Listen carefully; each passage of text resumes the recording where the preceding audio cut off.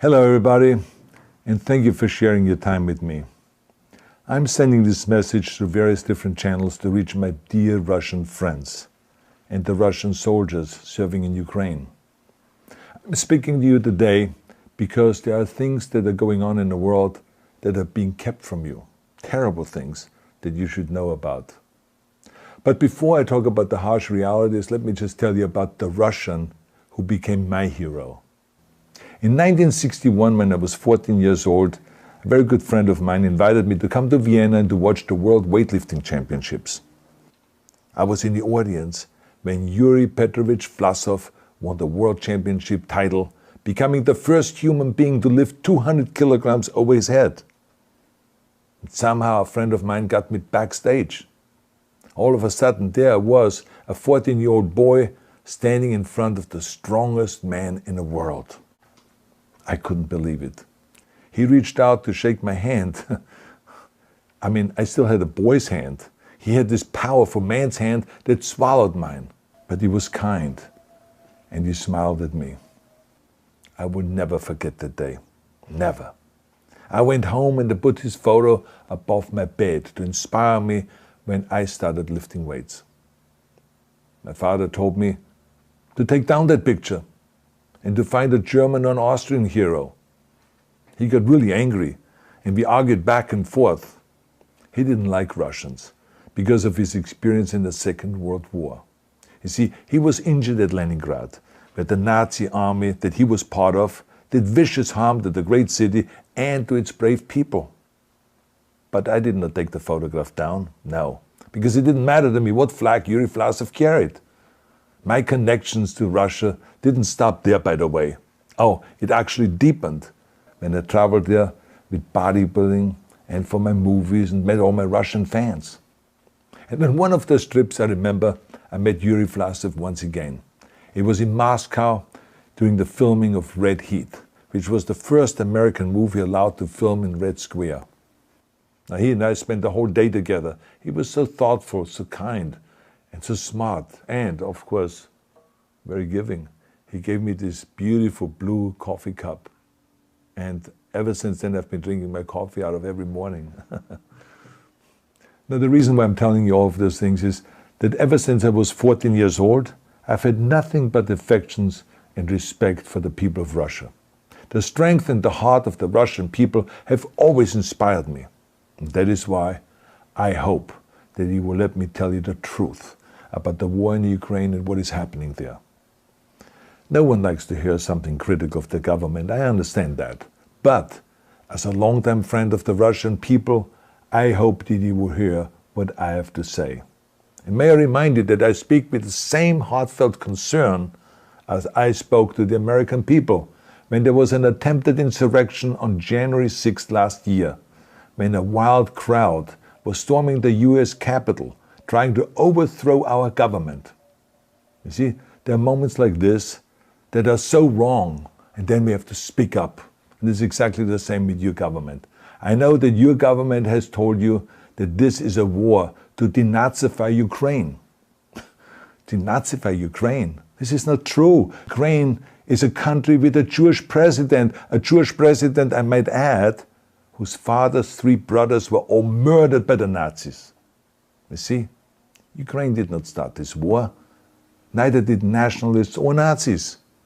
Those in power in the Kremlin started this war. This is not the Russian people's war. No. As a matter of fact, let me tell you, what you should know is that 141 nations at the UN voted that Russia was the aggressor and called for it to remove its troops immediately. Only 4 countries in the entire world voted with Russia. That is a fact. See, the world has turned against Russia because of its actions in Ukraine. Whole city blocks have been flattened by Russian artillery and bombs, including a children's hospital and a maternity hospital. 3 million Ukrainian refugees, mainly women, children, and elderly, fled their country, and many more are trying to seek to get out. It is a humanitarian crisis. Because of its brutality, Russia is now isolated from the society of nations. You're also not being told the truth about the consequences of this war on Russia itself. I regret to tell you that thousands of Russian soldiers that have been killed. They have been caught between Ukrainians fighting for their homeland and the Russian leadership fighting for conquest. Massive amounts of Russian equipment have been destroyed or abandoned. The destruction that Russian bombs are raining down upon innocent civilians has so outraged the world that the strongest global economic sanctions ever taken have been imposed on your country. Those who don't deserve it on both sides of the war will suffer. The Russian government has lied not only to the citizens, but to its soldiers.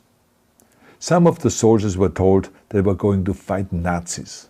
Some were told that the Ukrainian people would greet them like heroes. And some were told that they were simply going on exercise. They didn't even know that they were going into war.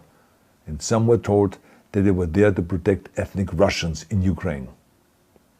None of this is true.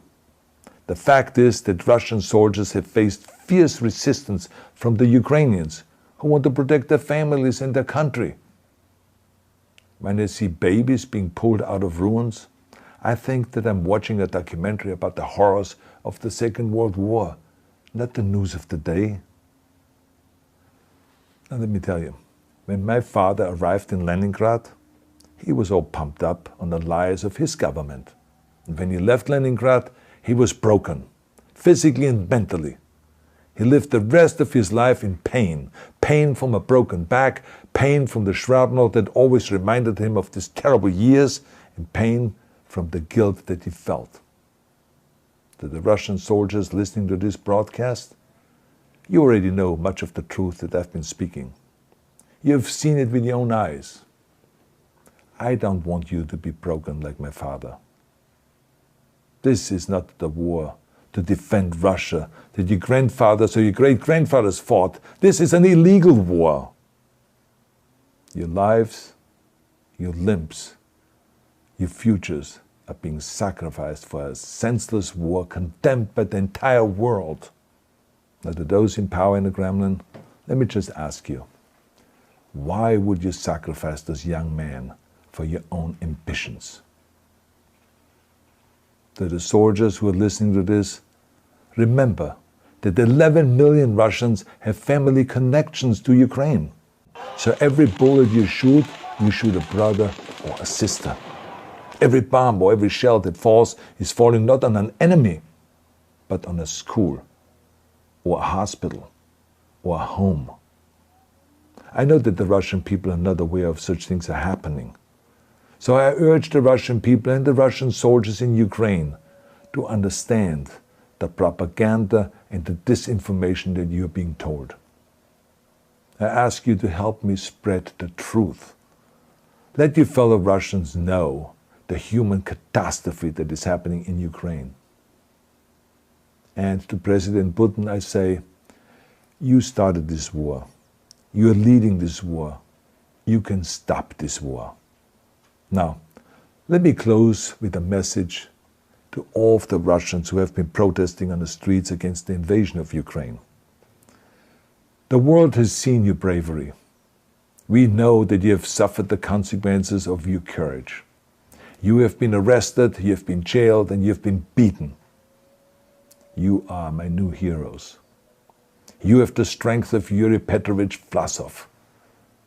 You have the true heart of Russia.